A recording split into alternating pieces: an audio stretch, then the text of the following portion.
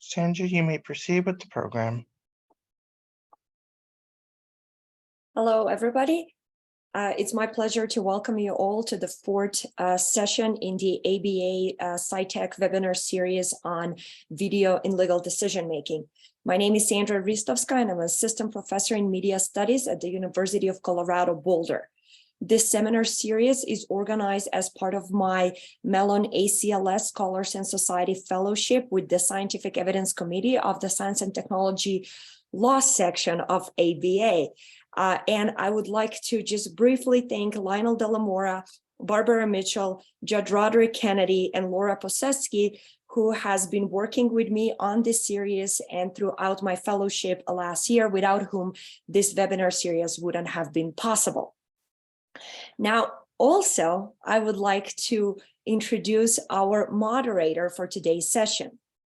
Professor Sandra Brayman is the John Paul Abbott Professor of Liberal Arts in the Department of Communication and Journalism at Texas A&M University. Over the last 4 decades, she has studied the macro-level effects of the use of media and digital technologies and their policy implications. Her widely used and cited book, Change of State, Information Policy and Power, has been characterized as seminal, defining the field of information policy.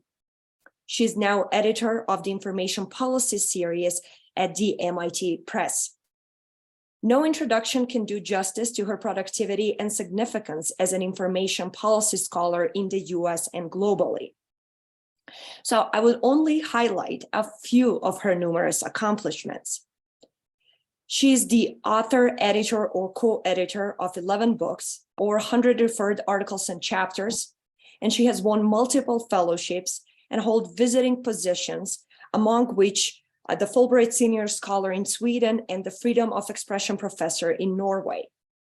Her work has been funded by the National Science Foundation, Rockefeller Foundation, Ford Foundation, and the First Amendment Fund. In the late 90s, Brayman launched the first telecommunications policy postgraduate program in South Africa and sat on committees of Nelson Mandela's government. What is perhaps lesser known about her is her life as a poet and her belief that poetry and information policy do indeed require a similar way of thinking. It is an incredible privilege and honor to welcome her as a moderator on today's panel on deepfake. Thank you very much. I think you got me in a whole lot of trouble with that close, so we're just going to move right past that right now. I can explain what she means, but this isn't our subject today. But it's hard to imagine a more fascinating subject than we have today.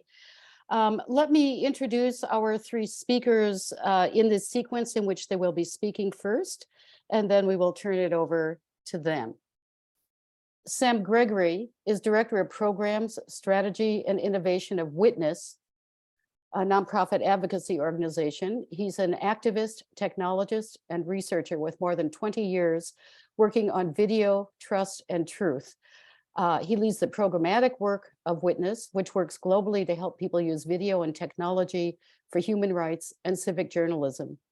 He leads Witness's Prepare, Don't Panic initiative, focused on supporting an inclusive global response to malicious uses of deep fakes and new forms of audio-visual manipulation, and on supporting innovations in media trust, provenance, and authenticity to, quote, fortify the truth, unquote. Sam taught at the Harvard Kennedy School 2010 through 18 on participatory media and human rights. He's a member of the Technology Advisory Board of the International Criminal Court, and until recently co-chaired the expert group on AI and the media of the Partnership on AI.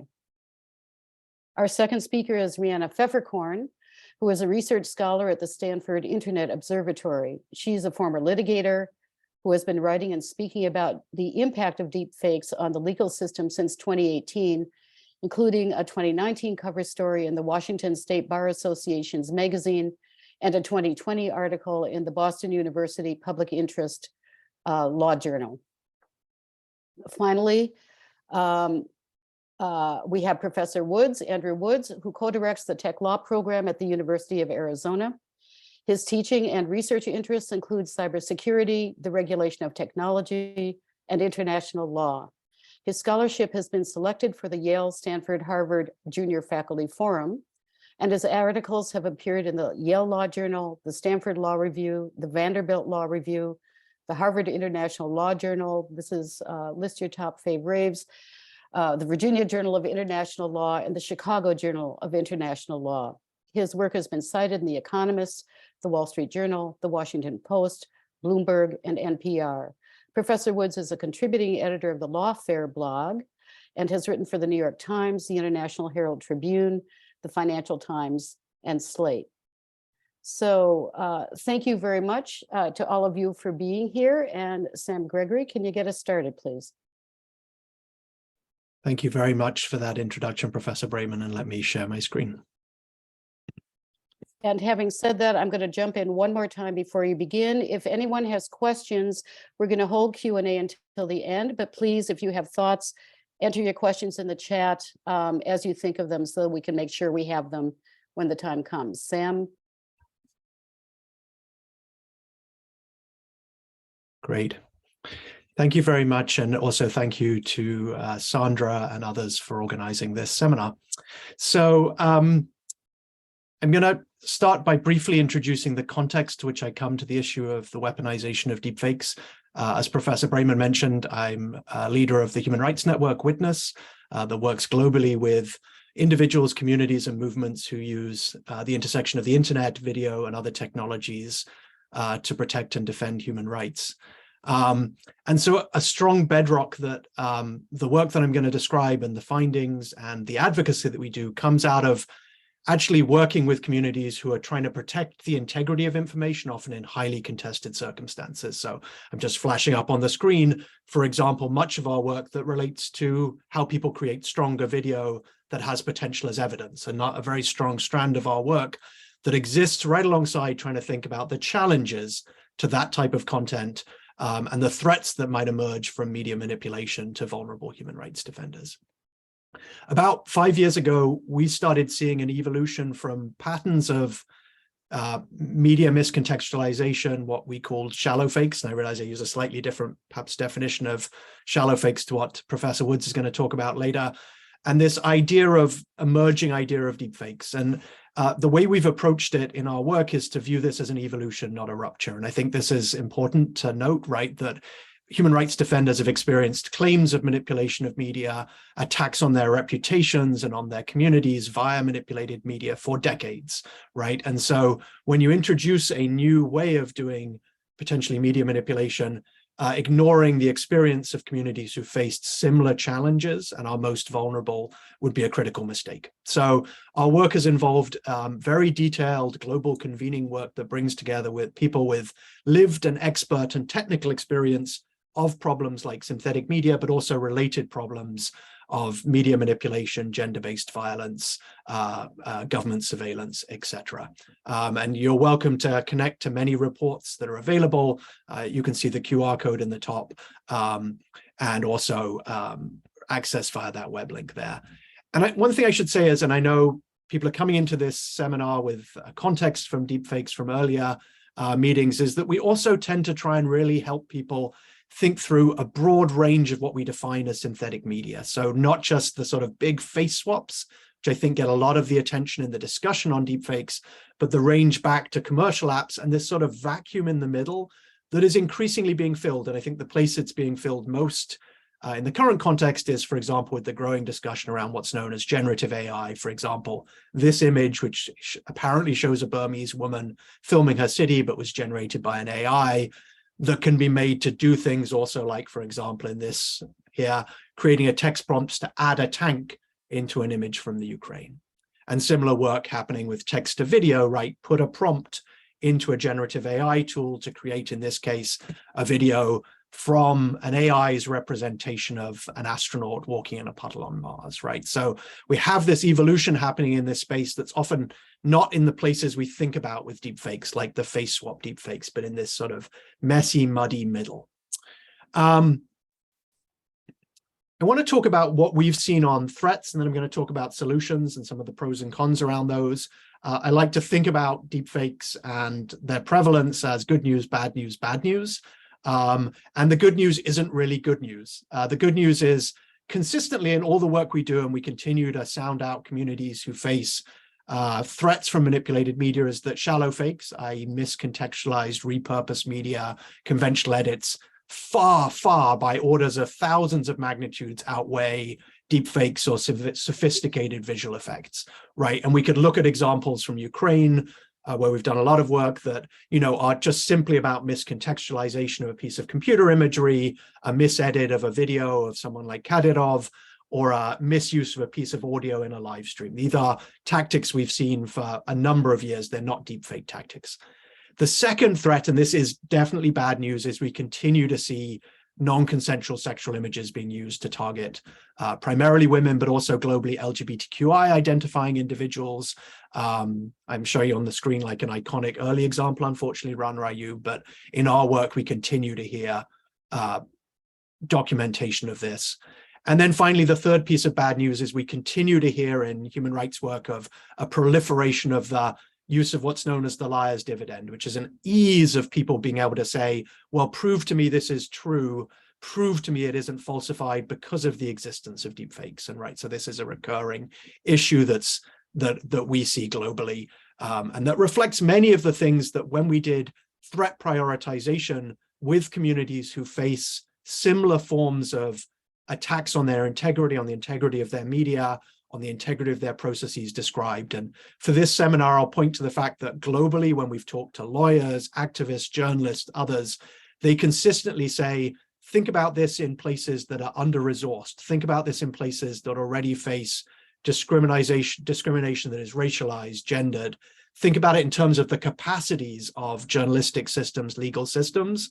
Don't just think about it as literally what will happen with a single item. Think about it in the aggregate of the context, but also of the way it overloads capacities, resources, and how it moves in relation to the speed of the internet and how information moves and the reactiveness of platforms and institutions. So let me move to talking for my final 5 minutes on to the questions of solutions. I'm going to talk about two. There are a whole range, and the pros and cons that revolve around them. So tools for detection, tools for authentication. So detection is a complicated question. I'm not going to talk about the technical practicalities of detection, except to point to the fact that it's complicated and that there are huge questions around deepfake detection that are around how effective it is, how relevant it is, and who has the access and the skills, right? And I'm going to show you two videos to illustrate how this plays out in real life. The first is one that folks will be familiar with, right? This is a video of President Zelensky. It was a deepfake released earlier this year. I'm not going to play the whole video.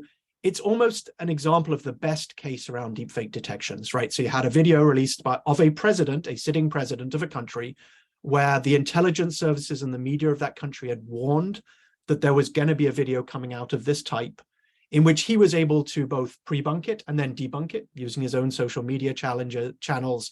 And then technically it was very easy to spot. This is one that you can spot as a deepfake with the naked eye.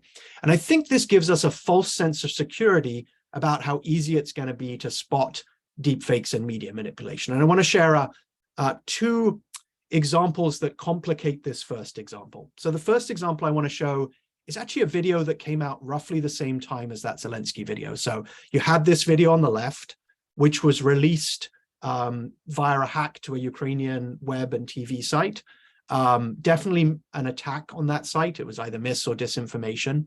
And then shortly afterwards, people started to pay attention to the video I'm going to show on the right. Дорогие соотечественники, This is a video that appears to тема моего show обращения Russian President ситуация на Putin Украине. making a similar Только что прошли announcement переговоры to с украинской Zelensky, right? стороной, We're going to surrender. и они we're gonna закончились withdraw. абсолютно успешно для России.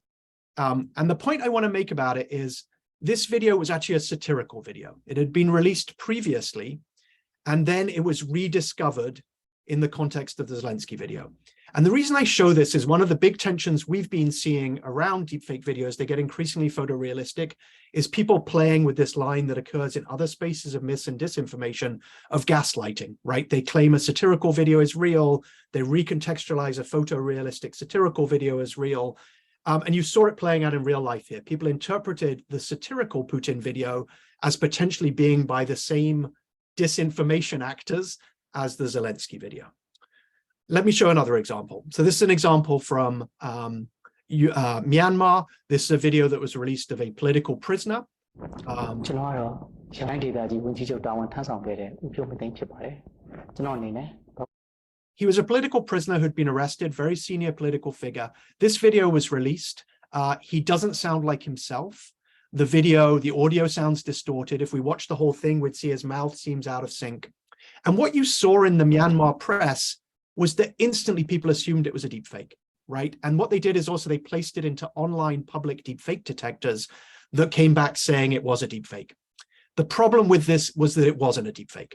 It was a low quality video of a man under stress, released under the conditions that make it very hard to make those judgments in real time, right? So again, if we start to think about the ability to sort of question videos, particularly in real-time context, how do we grapple with that when the detection tools are poor, particularly for videos like this? People want to jump to conclusions quickly, and the skills and tools are not accessible to people. Now, one solution we might propose to this is to think about tools that help us validate the real.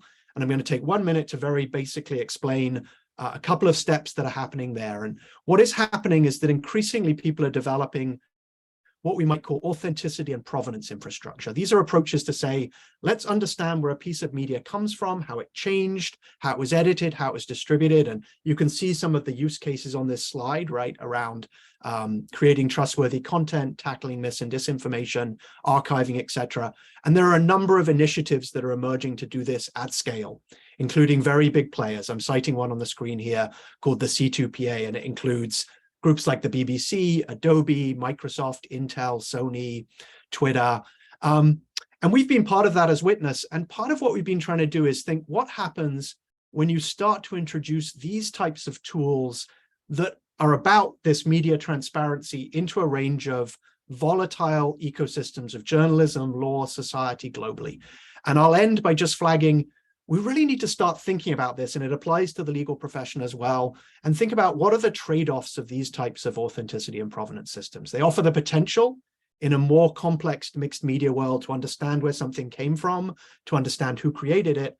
At the same time, they raise questions about what does that disclose about people who are vulnerable, who can't share their identity, who don't have access to these tools, who live in contexts where they might end up being discriminated against because they don't use these tools and in fact operate as if they are creating falsehoods, right? Because you didn't use these tools, you are therefore implied that you are less trustworthy, right? We shouldn't create that correlation. And then finally, that we exist in a context where globally we're seeing a lot of regulatory misuse of laws for surveillance around fake news. And so as we think about these tech infrastructures that are about responding to the threat of deepfakes, how are we building that in? So let me end on that point. And if you want to find more about our work, I encourage you to go to these links. Thank you very much. Thank you very much. That was fascinating. It's the one thing about this area is the more that you dig, the more there is. Rihanna Pfefferkorn, are you ready to lead us the next steps forward? Sure thing. Let me just share my screen and we'll get going. All right. So thank you to Sam for that overview. That's actually a very good seg, I think, into my comments. I am a recovering litigator who escaped into academia from a big law firm. And that's what prompted me to get interested in the evidentiary issues raised by deepfake technology. Most of my work on deepfakes has been looking at what will happen when deepfakes enter the courtroom in litigation. Sometimes deepfakes are going to be the thing that provides the cause of action and thereby gives rise to a lawsuit or to criminal charges for defamation, criminal cyberbullying, copyright infringement being a few examples. But my prediction is that in most cases, the deepfake is going to be just another piece of evidence in the course of litigation.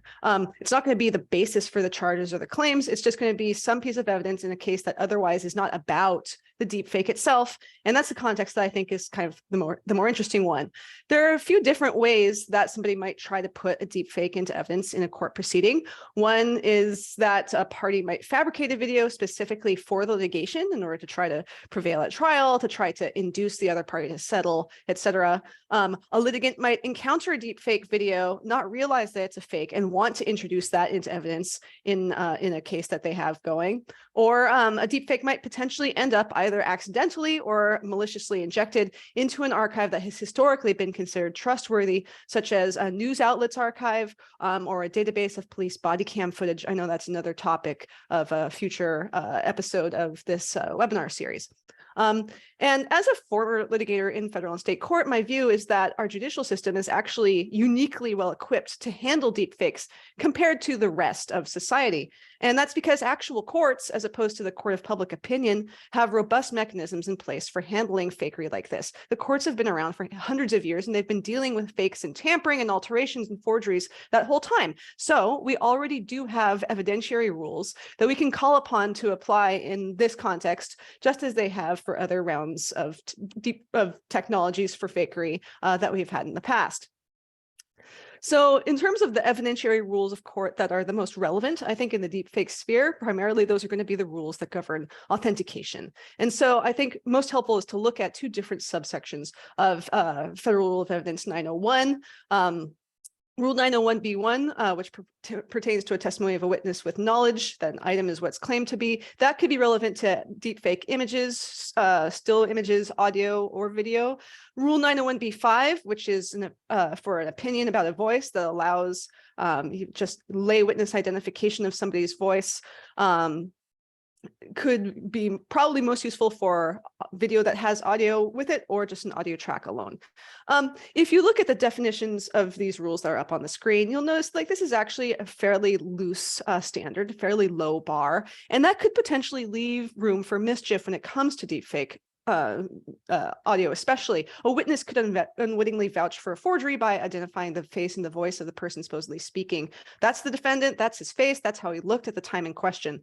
So that is a possibility. But that doesn't necessarily mean just because we have a low bar for authentication that deepfakes are unavoidably going to wriggle their way into evidence. And that's primarily because litigators can keep deepfakes from being admitted into evidence through authentication challenges, just the way that they've always been able to do with other types of evidence that they suspect is not authentic. So the opponent of a video can move to strike or to exclude it, backed by some sort of evidence that they have to support their claim that it is a fake. There are probably only a handful of people in the United States who are capable of properly vetting it. Those people may be called as expert witnesses as Sam was talking about, to try and help detect whether a particular video that the other party seeks to introduce into evidence is real or not. But you could also call late witnesses, and you might be able to easily just ask, who made this video? Can you tell us when was it created? What technology for the proponent of a video? And those are questions that nobody's going to be able to answer where there was no actual recording and there was no actual date or place or time when something was made. Nobody would be able to say, oh, it was with this particular phone or whatever. So there are different ways to try and keep a video from being entered into evidence. And as long as we still have a situation where, as both speakers before and after me will talk about, a lot of fakes out there are still shallow fakes, they're going to be relatively easy to detect, and it will be relatively easy to keep those out. To use an example from a year or two ago, there was a child custody battle in Dubai where the mother had made a doctored audio file using deepfake software she found online to make it sound like the father had left a voicemail that threatened her. The father's counsel was able to obtain the audio file and do analysis of the file's metadata that quickly revealed that this was not authentic evidence. The court threw the video out, and so the system worked. With that said, there is the expectation that authentication battles and motion practice will drive up the time that it takes to conduct litigation. It will drive up the cost of litigation. Up here on the screen is an example of Abe Lincoln's head being stuck onto a portrait of Vice President John C. Calhoun. Here, the portrait maker had flipped Abe's face and didn't notice that in doing so, that moved a mole from one side of his face to the other, which was a dead giveaway even to the untrained eye at the time. So as long as fakes like this are very easy to detect, then in court cases, it's not going to be hard to exclude those things from evidence. But as technology advances, as we were hearing about from Sam, detection is going to require more sophisticated forensic techniques. There may be only a very small cottage industry of people who are able to do that, who can qualify to serve as expert witnesses under the rules for expert witnesses in court. And so the kinds of costs that this will introduce, the cost of having somebody from a small stable of people who can be called upon, provide that they have the time at all, the cost of filing motion practice, et cetera, lawyers will need to be ready to advise their clients on this cost factor. They may end up needing to make make some strategic decisions about what evidence to introduce, whether to withdraw a particular piece of evidence if it is challenged as being inauthentic. And I think hopefully we'll have time during the discussion today to talk about the access to justice issues, the inequality issues that Sam was referring to toward the end of his comments about how that may come into play, because this is something that is, I think, readily capable of being used offensively to try and exclude real evidence by raising suspicions that it's fake, or at least just driving up the cost of proving it is. So if deepfake technology is going to keep getting better and the court standard for allowing videos into evidence can be fairly lax, the question obviously is, does that mean that we should raise the bar for authenticating video evidence? And I don't think so right now. I think the current rule is sufficient. There's a Colorado State Supreme Court case from a couple of years ago that backs me up on this. The court had to choose between two approaches to authenticating a recording, whether to insist upon a percipient witness or a witness who can vouch for the reliability of the recording process in every single case, or to retain the more flexible fact-specific inquiry that the courts in that state had long relied upon. And the court went with the latter and stuck with the low bar of Colorado Rule of Evidence 901A, which is a little bit differently worded from the federal rule, but it's basically the same. And the state Supreme Court noted that if there is an individual case where this low bar no longer holds, the proponent could be required to do more to actually authenticate a recording if there is a specific colorable claim of manipulation or falsification that the party opposing that piece of evidence could actually raise. And the decision by the High Court affirmed the Intermediate Appellate Court's ruling, which had said, look, yes, we know that software exists that makes it easy for even lay people to manipulate recordings or to manipulate imagery. But the Intermediate Court had rejected the idea that alone, the existence of that kind of software alone, justifies imposing restrictive authentication rules in every single case in the absence of any colorable claim of inauthenticity. And I think that approach, this wasn't a case about deepfakes, but that approach is equally applicable to the deepfake context. Yes, deepfake technology exists. It's been around for about 5 years already, but that does not justify, in my opinion, having the courts turn the current default rule on its head and start treating every video as suspicious in the absence of some individualized reason to do so. So I think we heard a little bit from Sam about the two sides of the evidentiary challenge here. One evidentiary challenge for lawyers will be proving a video is fake. The other is how to prove it's not. We heard from Sam about secure capture and verified at capture apps for video authentication. And what that implies then is that if something does not have authenticating metadata, if that does become more widespread, thanks to industry associations like the one that Sam was talking about, then the remaining part, that even if a video comes into evidence, even if you fail to successfully challenge the authentication of a video and it comes in, as the opposing party, you would still be free to attack the weight of a video. And so a lawyer might be able to sow doubt in the minds of the fact finder by pointing to general societal awareness that deepfakes exist, by saying, well, look, this doesn't have this sort of authenticating metadata attached to it that would show conclusively that this is real. We have this low trust environment already with lots of fake news accusations, and juries are just a microcosm of the general public after all, and so they may be primed to be skeptical even of real evidence, and that may lead to what we might see.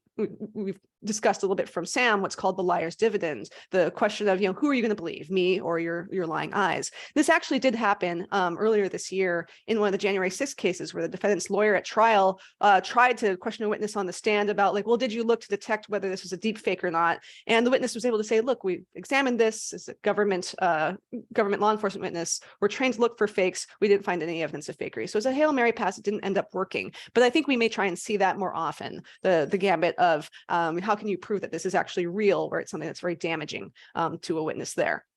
And we may eventually, if that becomes widespread enough, replace this seeing is believing assumption with the kind of demand in the CSI effect context of prove to me that this is real. But nevertheless, we've been able to navigate this in every prior round of technology for hundreds of years now, ever since the early days of photography, as evidenced by these two examples of fakes up on the screen here. This isn't our first rodeo.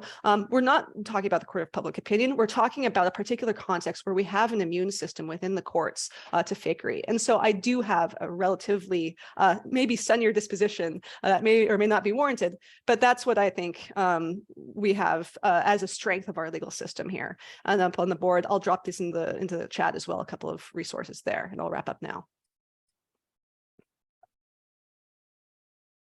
Thank you so much. That was just superb. And the note of optimism is much appreciated. We don't get very much of that in this domain.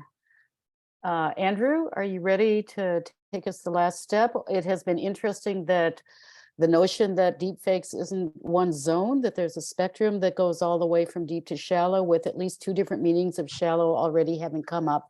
Yep. And that's where Andrew will focus. Yeah, great. So thanks so much to Sandra for organizing this panel on the series. I'm a bit of an odd duck on this panel because I want to talk about what my colleague and I call shallow fakes. And I will in fact introduce a 3rd definition of shallow fakes than I think the previous 2 definitions were. Might seem weird to appear on a panel about deepfakes and talk about something that is not a deepfake, but if you'll bear with me, I think you'll agree that they're related. So let me define what we mean by shallow fakes. And then 2, I'll explain why this is a related concept to deepfakes. And then 3, explain why the focus on deepfakes counterintuitively, I think, has the potential to worsen the problem of online deception, which is dovetails with some of the comments that my co-panelists have already made. So first, what are shallow fakes? Sam and Rihanna have provided 2, I think, different definitions of shallow fakes, which are common. One is that, a fake that's easier to detect. And a different way of thinking about shallow fakes is like a low tech fake, which would distinguish it from like a deep fake, which relies on artificial intelligence or deep learning. We're actually interested in a 3rd use of the term. We're really using the word shallow as a double entendre just to capture the world of what we see as superficial, everyday online deception about oneself. I know each of these elements is contestable and we could spend a lot of time debating them, but basically we're interested in the casual but constant deception about one's presentation of self online. Think of a beauty filter or an Instagram photo that suggests a life different from reality. This is endemic, right? Estimates suggest that 90% of selfie photos are manipulated. Some of the biggest apps in the world today, like billion-dollar apps, allow you to manipulate your appearance in a photo so that you can upload it and not use a filter. So you pre-filter, and then you can upload it onto a platform and say there was no filter. And according to the platform anyway, there was no filter. And of course, many of the platforms, like, when Snapchat began or when Instagram began, there were many services for sharing photos. And one of the things that distinguished them was they said, not only can you share your photos, but we will make you look better. Our claim is that this kind of superficial deception is endemic and also problematic. It is a bigger part of the general online deception and misinformation problem than is widely understood, and it has basically been overlooked. And we think that's for some of the same reasons that it's such an intractable problem. That is to say, it appears trivial. It's often very subtle if it's going to be done, if it's effective. And it strikes at the heart of the platform's business models. It's much easier for a platform to say, okay, a fake video of President Biden declaring war on Canada, that will come down. It's much harder for them to say, don't lie about who you are when you present yourself. And it's harder for a bunch of reasons, right? It's harder to define the problem. We could talk about this for hours and still all disagree about how to define this particular problem. And it's harder to do something about it without destroying the business of the platform, especially those platforms that are kind of implicitly premised on this idea that you could present a better version of yourself on the platform. I think the definitional issues and the what to do issues are legitimate concerns, but they're not, in our view, reasons to not take this seriously as a problem. Now, what is the problem, right? What is wrong with people, with a little online deception, with people making themselves look better than they actually are? We think it's harmless in the individual case, right? So making yourself look better on your dating profile than you really look, or saying you're 6'1" when you're really 5'11". We think it's harmless in the individual case, but in the aggregate, we see problems. I have a draft paper that we'll share after the presentation, but we kind of bundle the problems in 3 groups. There are gendered harms, where very traditional gender roles are propagated in this space. And that's true. And a lot of the beauty filters are not just what are called beauty filters, or even like playful filters, are doing things to identify, first of all, is this a male or a female face? And if it's male, we're going to make it extra masculine. If it's female, we're going to make it extra female. Of course, there's a lot that's loaded into how we think about those categories. The second bundle of harms are racial harms, which include appropriation and also exclusion. It's pretty well documented that lots of the so-called beauty filters, often with innocuous names like glow, will whiten the skin color of the face that it is filtering. And then we think there are broader harms to society and, of course, to democracy from spending so much time in spaces that are rife with deception. We think that's actually related to debates about civic engagement and deepfakes. Okay, so number two, I've now hopefully defined the problem, although I think it's a very hard problem to define. Why am I talking about shallow fakes on a panel about deepfakes? The glib answer is because Sandra invited me here, but the serious answer is that we think this is part of that broader online deception discussion. And actually, both of my co-panelists have sort of suggested something similar. There are two ways, at least, that I think deepfakes and shallow fakes could interact. One, how people interact with deepfakes is affected by their exposure to what we're calling shallow fakes, right? We basically think you can't study or think about how people will react to a deepfake video, whether it's Tom Cruise or Zelensky or whatever it is, without recognizing and taking account for the fact that they live in an ecosystem, users of constant casual deception across a range of different issues. And that could cut a bunch of ways, right? On the one hand, maybe people are less likely to be faked out because we're actually getting quite good at interpreting subtle distinctions online. Maybe your friends all applying filters actually enables you to spot deep fakes. So little fakes could help you spot big fakes. On the other hand, maybe deep fakes are so scary because we are more likely to buy them. I think that's the specter is this stuff is really scary because it will work. They're likely to be believed. And that would maybe because we misidentify them because we've become so desensitized to deception in this online world, in which case the stuff that my colleague and I are writing about is the sort of groundwork for the big fakes that Sam and Rihanna are talking about. That's one way shallow fakes could interact with deep fakes.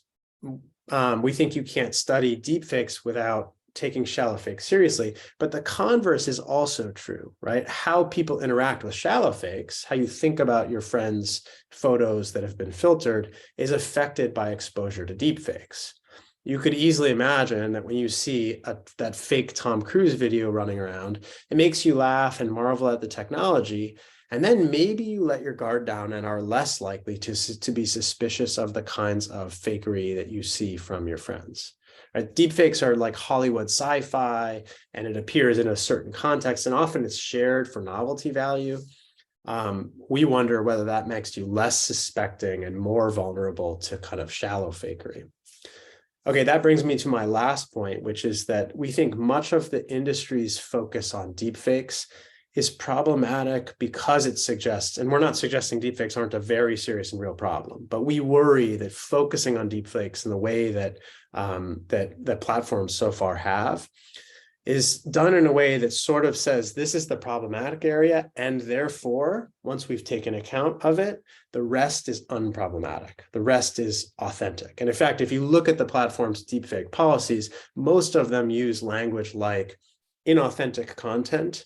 Our deepfake policy is actually called the inauthentic content policy.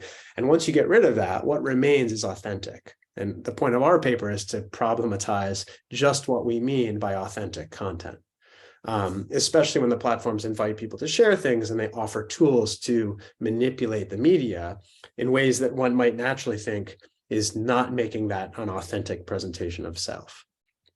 That's what we think deserves much greater attention. We have thoughts about what to do about all of this, but I think I should stop there because my co-panelist presentations were so rich, and I really look forward to the discussion. Thank you. And thank you as well. Three extraordinarily rich presentations. If I may take moderator's prerogative and ask a question before turning it over to the floor. One of the strands that runs all the way through your the presentations, its context, I was thinking actually evolution. All of you referred to the fact that this is in some ways nothing new, the techniques, the perceptibility, et cetera, the massive viral distribution. And I was thinking of Sandra Day O'Connor, wrote in a Supreme Court opinion in the mid-1980s in which she was convinced that a piece of evidence had to be factual, had to be something that could be counted on because it was a photocopy of a document. And I realized in reading her thing that maybe this is a class issue. The woman has never used a photocopy machine, has never cut pieces of paper apart, glued them onto another piece of paper and photocopied it for that reason. So we've been with this for a while. As I want to add one more layer to the context issue that runs across all of your presentations and then ask a question building on the context issue. The one larger context would be the history of facticity as a social and cultural orientation around the fact that emerged after Locke introduces the concept of the fact in 1640. And we develop all kinds of social institutions and processes and ways of accrediting fact production and fact producers and institutions from which we'll count on it. We have different social and political functions for things that are either fact or not fact. Everything that we do positions towards or against. And there's been a long arc, and we started coming down the other side of that arc in the last decades of the 20th century, at least. Other people who started talking about in the 1930s. So this is also within that long context of a cultural orientation away from facticity or the decline of facticity altogether.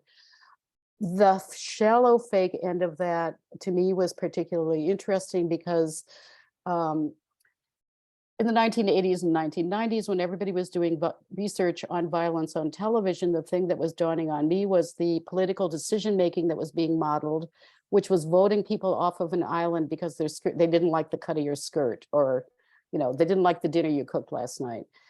And I thought here are developing, and then without naming names, but I thought we started seeing certain kinds of behaviors in presidents a few back that were taking on different decision-making styles that echoed what we were seeing on that kind of reality show TV. And then we wind up where we are today. So I think that this deep fake, shallow fake, that spectrum end is resonating and feeding a very deep cultural shift beyond the immediate legal questions. The legal question I would ask you is this: we have a lot of ways of distinguishing among different contexts for the purpose of differential legal treatment, including under First Amendment law and related communication law. So we distinguish war and peace environments. When we're doing public forum analysis, we're doing that time, place, and manner. We're even doing that. It's children or it's adults. We have all kinds of distinctions. What kinds of contextual distinctions would you make for the purposes of differential legal treatment when it comes to the domain of deep fakes? We've had the one exceptional environment of the courtroom discussed, but what other kinds of distinctions would you make? I would love to hear what all three of you would have to say about that. Andrew, you're at the top of my screen, so may I point my finger? Yeah, sure. So I'm not, this is not a comprehensive list. I think there are many. You suggested a bunch that I think are right that I don't know enough about. And many of the examples where deepfakes are discussed as sort of the really serious stuff, which I say kind of tongue in cheek because I think that's partly why shallow fakes don't get as much attention, because it's not as serious. But much of the discussion is about national security, right? So I think, of course, laws of war. There will be special applications when we think this could affect the use of armed force. But in the paper that we wrote, the thing that we're interested in, and line drawing here is extraordinarily hard. And I think it's really important too, all of us, I think, implicitly acknowledge this, that we all believe in creativity, right? And we want there to be entrepreneurship and technology and new forms of human expression that will always entail some element of play and deception. Like nobody's arguing to not have CGI. It can be quite good, but I think we still do need to focus on line drawing. So I think it's a great question. The lines that we have been gravitating towards, partly based on the kinds of things we're focused on in the paper, involve young people versus adults. So much of the harm that we see involves people whose identities aren't yet formed, and they're trying to figure out who they are in this world, and they have fewer tools in terms of interpreting the world and figuring out, like, what does this mean, this stuff that's being presented to me. At the same time, those are sometimes the most savvy users of social media. So I think we have to be really careful how we carve out the space for, whatever we're going to call people below some adult line. But that's one set of, that's one kind of line drawing you can do. The other kind of line drawing that we think is really important is around commercial and non-commercial activity. And there is much, the FTC could do so much more than they currently do. That there isn't just an enormous amount of deception every day on the social media platforms that is driven by money making, and it's often not clear where the money is being made. Right, so I'm not talking. It's not just the fake product endorsement, or like here's this. Here's buy this thing, it's great, and turns out it's not great or whatever. That's like fraud in the marketplace, and the FTC could get involved and regulate it. But of course, there are such subtler forms of deception in the marketplace that are commonplace, right? And we think the FTC could be involved in them. Like this, look at this lifestyle, and then these are some brands that are associated with that lifestyle. There's that could be deceptive in lots of ways that are harmful, and where we think there's room to, for the FTC just to pick one agency to be much more involved. But I think it's a great question. Thanks. And those are great answers. The problem with the commercial speech is how you're actually distinguishing it from political speech often. And I liked the emphasis on the youth in particular, because one of the ways in which deepfakes are affecting trust is not just trust in what's being presented by the news or whatever, it's trust in oneself. Do I trust my eyes? Do I trust my senses? Do I know what world I'm in? Am I going to fall off a cliff because I thought there was a solid ground there? Yeah, yeah, exactly. The virtual reality kind of thing. Rhianna, what kinds of contextual distinctions would you make? Well, I think the primary one that we've seen, there's been such a struggle to try and figure out the primary place where I've seen attempts to regulate deepfakes so far has been in states, the labs of democracy, rather than at the federal level, where the kinds of legislation we've seen proposed or passed at the federal level has mostly been, let's study this, or let's have some funding for commissions, that kind of like little baby steps. At the state level, it seems like there's been much more emphasis on trying to craft laws that focus in on a fairly traditional distinction in terms of mens rea, like what is a malicious intent, in terms of differentiating between a harmful pornographic deepfake as opposed to something that is consensually made. You mentioned the difference between commercial speech and political speech. That's definitely something where some of the bills that we've seen in a couple of states, including Texas and California, have been to try to regulate deepfakes, in particular in the context of the lead up to elections. California passed a law, and Texas has something similar to try and ban deepfakes of candidates within 60 days of election. And one of the things that has been criticized about this is that political speech is absolutely core in terms of First Amendment protections. And what's more, there's a higher bar for criticizing or defamation or depictions of public officials and public figures, as opposed to private individuals. So we have these difficult line drawing areas where the things that might seem like the most consequential, like the context of politics, of national security, et cetera, are simultaneously the ones where speech protections are at their zenith, as opposed to the kinds of commercial contexts where that Andrew was talking about. At the same time, the attempts to impose new regulations to address deepfakes specifically have often been responded to with criticism of why aren't existing legal frameworks enough? We already have the tort of false light in most jurisdictions, although I think maybe not all. We have defamation, intentional infliction of emotional distress. We have existing FTC Section 5 authority. And so, I think for regulators, the primary emphasis should try to be trying to figure out how to apply existing authorities that in most cases have already been time tested against potential constitutional challenges, rather than thinking, do we really need to make up a number of new causes of action out of whole cloth to regulate this area? Thank you. And I'm glad you brought up the regulatory issue. We have a good regulatory question coming up. But first, Sam, what can you add for us here?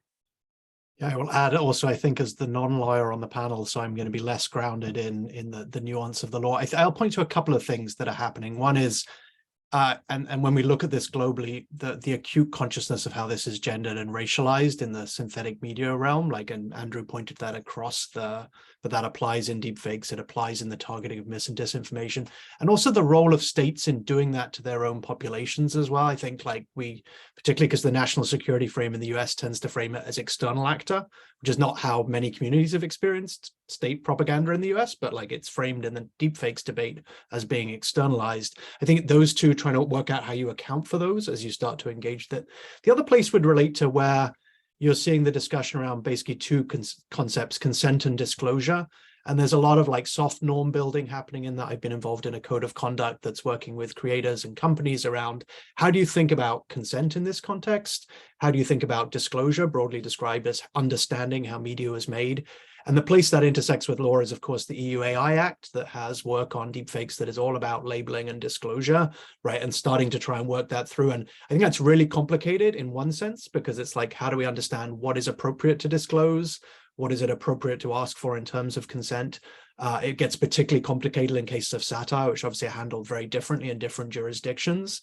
I think there's something interesting, and I want to just pick this up off what Andrew was saying just before, is one of the things we've been trying to do is actually, we describe it as sort of leaning into the way media is made. And what I mean by that is there's actually a trend that you could call the positive side of what Andrew is describing, which is actually that you kind of see how media is made in a lot of apps, right? There's a filter used here, there's a stitch or a duet, there's an audio reused. And that's actually also starting to correlate with kind of the lawmaking. And we might want to view that as like a positive trend, that actually there's more transparency in a strange way about media creation that is coming, even as we get the complexities of the way those filters may be applied, where they may create harms that are intrinsic to how they're used. And so trying to understand some of that nuance about disclosure of media making, I think, is important. And in that zone, then you start getting into trying to regulate algorithms and all of those kinds of problems. Thank you. A question. Can I respond, Sandra, just Yes, really please. quickly to actually both comments. I mean, it's in our paper, the first thing we say, the thing that we know, the only thing we're absolutely confident about is that we need more transparency from the platforms about how many people are applying whatever kinds of filters are being applied, and how is filtered content in different ways consumed or spread differently than unfiltered content. I think that will, only the platforms in some ways can answer the question about whether or not people watching and using manipulated video, the kind of shallow fakes that I'm interested in, does that inoculate them against, or does that actually make them more susceptible to deepfakes? I think that's something that the platforms are best situated to answer, and we just need, like with so many other issues, we need much more transparency from them. Yes, and I'm going to start. Could I respond to the response, actually? So, yeah, I want to just add. But I'm opening a betting pool if anybody wants in. When we start talking about transparency, we get rapidly right back into tricky First Amendment questions, because, on the one hand, attempts to limit speech and, try and ban, particular types of lies have been struck down, like with the Stolen Valor Act, et cetera. But then if we're trying to talk about labeling, First Amendment law also frowns on compelled speech. And so, like, California's law has exceptions for things like broadcasters can label things as disclaimers. If they make it clear that the content they're airing has been manipulated, then they would be, safe from being liable under this new law. That starts to look a lot like, labeling requirements. And those are the kinds of things that have a long history, again, of challenges in contexts like, tobacco and organic components and so on. And so again, I think like for regulators considering like, how do we deal with this? Anytime you're trying to require greater transparency, you wade right back into another morass around American free speech traditions. Let's add the other regulator question that was posted in the chat. I'm just going to quote it out loud. As a regulator responsible for ensuring the identity of someone online is accurate in real time, do you have any suggestions for how to do that? You're the regulator. You're trying to make sure it's accurate. It's the person is authentic identity. What are there technologies now? Are there techniques that would let you do that? Anyone? Everyone. I guess and I think we have our answer. What's I think there's many ways you could answer the question, which may be why I'm struggling a little bit. Like, I think there are, if you're looking at it in the context of like deepfake technology, right? So for example, are you trying to confirm whether a live video of someone is that themselves? It's still not, there's not great technology for doing live, very accurate real-time video, but it's been improving. So so there would certainly be ways you would be able to do that if you had a test, right? And there's a lot of research that's been on this because, of course, identity falsification is such an important area. So I think there's work on that. Obviously, you might be asking about other contexts of kind of identity confirmation, and one of the big discussions in the authenticity infrastructure work has been about decoupling identity from media authenticity because of the fear that identity linked to media authenticity leads to other privacy harms. So just to note that like a lot of that work in that space actually is very deliberately trying to say there are ways you can understand media manipulation without necessarily knowing media creator or media actor. Yeah, if you want to see the depths to which this becomes difficult, look at the efforts to get human rights considerations embedded more effectively within the ongoing internet design process. I mean, it's more and more detailed, and at every layer down in the internet, you get somebody saying, yes, but if you do this, then you've opened the door to that. It's like it's an amazing conversation. It's available on the publicly accessible listserv on the real depths of the technical issues. Sandra Rostovska, do you have anything you would like to say to close us up here?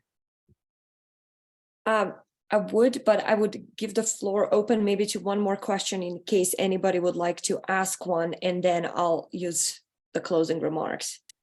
And you can also unmute yourself and just ask a question.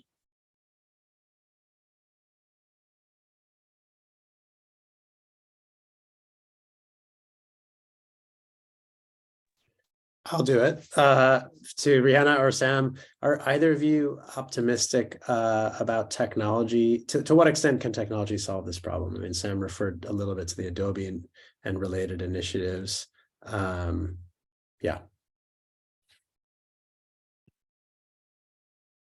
I'm a believer in a combination of technology for improving authenticity and verification, and like public education and media literacy, which is opening up a big can of worms because that's a very tough topic and needs to be tailored to particular populations, not just by age, but communities. But I think the challenge will be threading the needle between awareness and sort of savviness about looking for what's real and what's not online without devolving into nihilism or universal skepticism. But I think training and education are paramount. I agree. I think if having opt-in authenticity infrastructure that is available to people to use is critical. Having obligatory or weaponized authenticity infrastructure in countries and contexts that would allow it, obviously not in First Amendment context of the US, is useful. Having broader access to media forensics and detection with equity, even though it's going to be complicated, is important. And having better context engines for shallow fakes, for miscontextualized media, so ways to understand that as a consumer, right, that this video has been manipulated or miscontextualized would be useful. So there's three technical components that sit alongside media literacy, platform responsibility, regulation. Great, thanks. And I guess we have 1 minute for me to say the concluding remark. First of all, thank you so much for this rich and fascinating discussion. So thank you to Sandra, Andrew, Rihanna, and Sam so much for joining us today. Lionel has put a link in the chat function to tell us that the recording of the webinar and the whole series are posted on the SciTech website with the link included. And I'll just let you know that next Friday, December 9th, at the same time, we'll have a session on forensic decision-making and challenges around video perception and attention there. And we'll conclude the series with a session at the same time on December 16th around policy and evidentiary questions involving police body camera. So thank you so much for your time, and I hope to see you at the other two webinar series.